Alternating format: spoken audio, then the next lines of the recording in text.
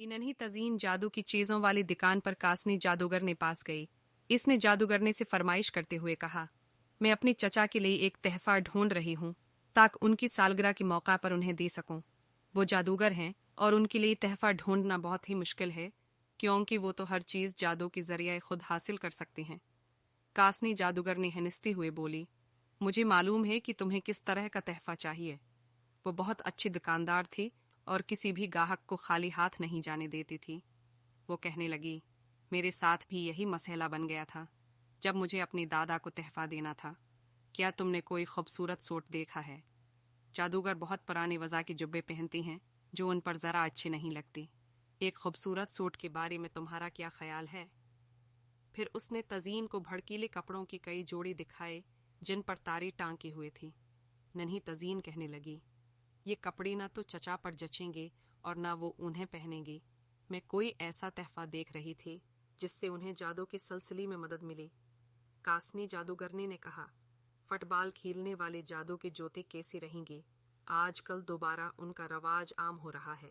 या फिर कोई जादूगरों के लिए नया असा आजकल ये एल्यूमिनियम। इन्हीं तज़ीन जादू की चीज़ों वाली दुकान पर कासनी जादूगर ने पास गई। इसने जादूगरनी से फरमाइश करते हुए कहा, मैं अपनी चचा के लिए एक तहफ़ा ढूंढ रही हूँ ताकि उनकी सालगिरह के मौका पर उन्हें दे सकूं।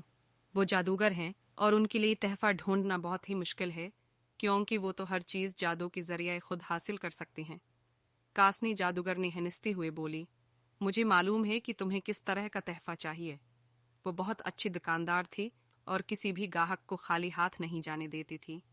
वो कहने लगी, मेरे साथ भी यही मसला बन गया था जब मुझे अपनी दादा को तहफ़ा देना था।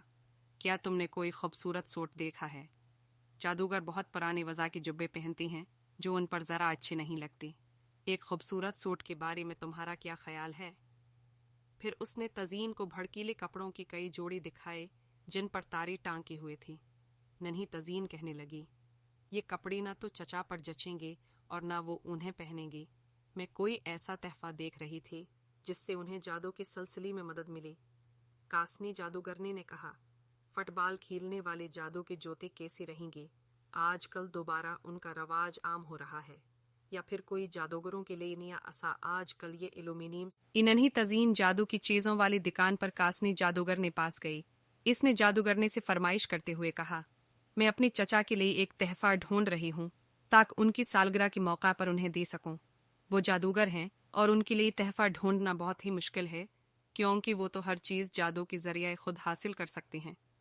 कासनी जादूगर ने हंसते हुए बोली, मुझे मालूम है कि तुम्हें किस तरह का तहफ़ा चाहिए। वो बहुत अच्छी दुकानदार थी और किसी भी गाहक को खाली हाथ नहीं जाने देती थी।